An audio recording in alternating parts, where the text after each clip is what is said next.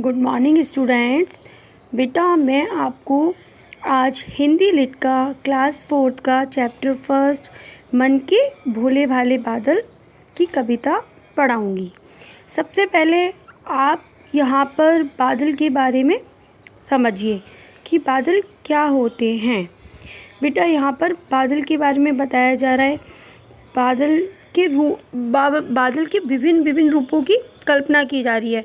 कभी बादल को बालों से कल्पना की जा रही है, कभी गुब्बारों से, कभी जोकर से, कभी हाथी की सूंड से, तो कभी ऊँटों से, कभी परियों से।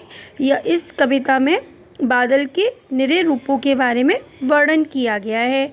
चलिए हम पहली पंक्ति को पढ़कर समझेंगे। झबर झबर बालों वाले, गुब्बारे से गालों वाले। बेटा झबर झबर शब्द का प्रयोग यहाँ पर बादल के बालों के लिए किया गया है और गुब्बारों से गालों वाले, यहाँ पर बादल के गालों के लिए गुब्बारों का शब्द का प्रयोग किया गया है। लगे दौड़ने आसमान में झूम झूम कर काले बादल, और यहाँ पर बादलों का रूप कैसा बताया गया है? काले।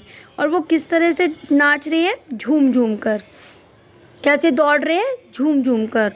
कुछ जोकर से तौंद फुलाए, कुछ हाथी सी सूंड उठाए। और बादलों की कल्पना यहाँ पर जोकर से की गई है, क्योंकि आपने देखा होगा कि जोकर की तौंद फूली हुई होती है। सर्कस में जो जोकर होते हैं उनकी तौंद फूली हुई सी होती है। तो यहाँ पर बादलों के बारे में बताया गया है कि कुछ जोकर से तौंद फुलाए, कुछ हाथी सी से सूंड उठाए। और बादलों की कल्पना यहाँ पर हाथी की तरह की है कि बादल ऐसे दिख रहे हैं जैसे हाथी सूंड उठाया हो। कुछ ऊँटों से कुबड़ बाले, कुछ परियों से पंख लगाए। बेटा यहाँ पर ऊँट की भी बारे में बताया जा रहा है, क्योंकि आपने देखा होगा ऊँट का जो कुबड़ होता है थोड़ा सा उठा हुआ होता है। तो यहाँ पर बादल कुछ ऊपर कुछ नीचे हो रहे हैं, तो यहाँ पर उनकी कल्पना ऊँट के कुबड़ से की गई है। कुछ परियों से पंख लगाए। कभी कभी आसमान में आपने बादल देखे होंगे ना, कितने प्यारे से लगते हैं, ऐसा लगता है बह से रहे हैं, उड़ से रहे हैं। और इनकी जो कल्पना है वो परियों के रूप और परियों के पंख से की गई है। आपस में टकराते रह शेरों से मतवाले बादल। और यहाँ पर बादलों के रूप की कल्पना शेर के समान की गई है, क्योंकि आपने देखा होगा शेर दहाड़ता है ना, वैसे ही बादल भी गरजते हैं। कुछ तो लगते हैं तूफ़ानी, कुछ रह करते शैतानी। कुछ बादल तो इतने तूफ़ानी लगते हैं कि अभी आ जाएंगे, उड़ा देंगे सब कुछ, और वो ऐसे ही चुप रह के शैतानी भी करते हैं। कुछ अपने थैलों से चुपके झरझर झर बरसाते पानी।